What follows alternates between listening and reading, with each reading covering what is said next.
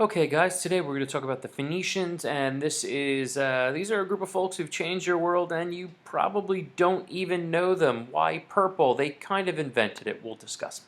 So the Phoenicians are from modern-day Lebanon. They are a Semitic people, kind of spawned out of the Sumerian group, kind of migrated them and the Hebrews probably right around the same time. They would eventually, on the coast of Lebanon, set up city-states, much like their parent group, if you will, and would have, quite a bit of success at that. Now, some of the more famous cities are Tyre, Byblos, and Sidon. Um, Tyre is probably the most famous of all of them. Here's a picture of what Tyre looked like. It was actually a city on a little island um, that was full of walls and really was a great trading port. All the cities were trading ports, and you're going to see that's going to be their big thing. Unfortunately, Tyre ran into this guy by the name of Alexander the Great, and, well, it didn't work out too well. Byblos, on the other hand, here's a modern picture of Byblos. Why? Because it's actually the world's longest active city. People have lived in this city for 5,000 years, built right on top of the ruins, both coastal as well as ruins further back in Byblos. I mean, heck, this area right here is like over 1,000 years old, and you can just hang out and put your ship right there. So kind of cool. Not a lot of people knowing that. Now, these guys are going to be known for a variety of things, but one of them is actually mathematics. They are going to be expert sailors and builders, therefore mathematics is really important, but guys always have this guy being a Greek, but he's not all Greek, and that is, this guy Pythagoras. And he has a great quote, because he loves math, that there is geometry in the humming of the strings, there is music in the spacing of the spears. This guy was all about practical geometry, and we know Pythagoras, of course, developed the Pythagorean theorem. He also developed multiplication tables, which are great for basic mathematics, as well as some more complicated mathematics. His mother was Greek, but he was born and raised in Sidon, and his father was a Phoenician trader. Whereas, yes, he eventually moved to Greece, and you'll see these guys, the Greeks and the Phoenicians, kind of lived side by side. The Phoenicians were older, right around 3000 BCE. The Greeks are a good 2,000 years younger than that. But these guys were really impressive with mathematics, so it's important to understand that Pythagoras actually was just as much, if not more, Phoenician than he was Greek. Now, their big thing is ships and more ships. Trade happened in the Mediterranean because of these guys. They operated in the Mediterranean Sea. I'm going to show you a lot of their ports of call. But what was so crucial about these guys, these are really one of the first people, aside from the Polynesians, who are just absurd, and we'll talk about them separately, that would sail out of the sight of land. It was underneath these guys that they were able to develop that you could make maps and sail not only using the sun, but then using the stars at night. I don't know how it's done. I know there are things that you can measure. It's kind of cool, but if you've ever been out of the sight of land, it's kind of weird when you can't see anything to get a bearing on, and these guys were the ones that revolutionized it. They sailed everywhere in the Mediterranean. Not a single spot was untouched by them. They also sailed out of the Mediterranean around Spain, and they went north all the way to England as well. They also were great at building lateen sails or using sails at a greater size than anyone else.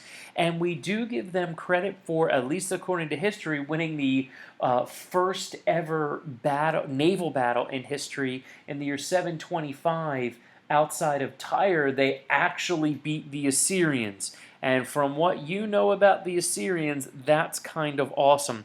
Now, I'd like to bring up this right here. There are also this whole idea of trade. You see this color purple. They were the ones that really were able to sell purple-dyed clothing, which back in the day was some of the most expensive stuff you could have, because purple, you get by squeezing a particular type of snail, and there's an enzyme that comes out that you can then dye things purple. So it was super expensive and only for kings, and the Phoenicians brought us that.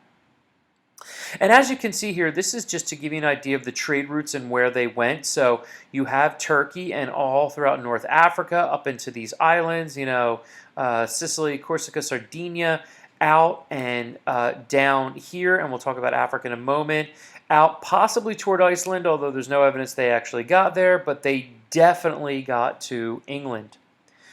And where they went, they set up colonies or other cities. You see the Etruscans and the Italics, and these guys will become Romans, of course the Greeks, but much more far-flung were the Phoenicians.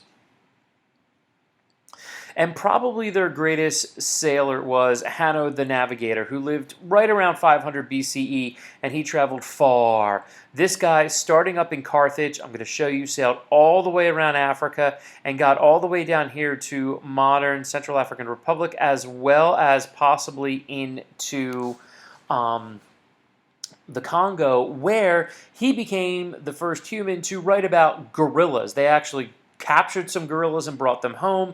They talked about fighting these huge, fearsome beasts and stories of giants in the forest because no one had ever seen one before, and it comes from Hanno the Navigator. So the Phoenicians went from Phoenicia all the way around Africa, all the way up to India. They were incredible.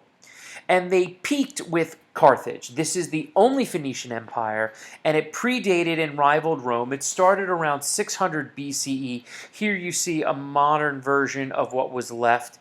They had a harbor at Carthage that housed somewhere between 500 and 1,000 different sailing vessels. They had walls around the city, and they were huge with trade. The biggest things we have from them are purple dye and timber, but they were absolutely huge. If we look at their empire, as you can see, all across northern Africa, into Spain, all of these different islands, and at their height, Rome really was just this kind of little city, and we'll talk about it.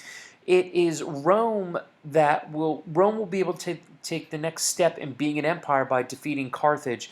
They were incredibly powerful. They owned the Mediterranean, okay? Everything went through them, and it really, really was incredible what they were able to accomplish. And it was all about the sailing, and the reason why Rome became great at sailing and exploring is because they captured a Carthaginian ship. So these guys were really the height of civilization, unfortunately, until the Romans came and destroyed them. But perhaps their biggest influence that a lot of people don't know of was an alphabet. It is the Phoenicians that created the world's first alphabet, and this is crucial. Yes, the Sumerians give us writing, but it's the Phoenicians that develop an alphabet which has tremendously influenced us today. If you look at a language like Chinese that still uses symbols for things, you have to learn hundreds and thousands of characters to understand the language. Whereas for modern day English, you only need 26. Well, under here, you only needed 22. And you can see many of their letters here eventually become a B and a G. I know it doesn't look the same, but the sounds were the same. And so you really see a tremendous influence by this. And so we get our sailing, how to sail without using land, and most importantly, the alphabet. This was tremendously influential and really changed the world. And this is a group of people that most of you don't know about. And if you love purple, you should thank them too. All right, so we'll be talking about this soon, and I will see you guys tomorrow.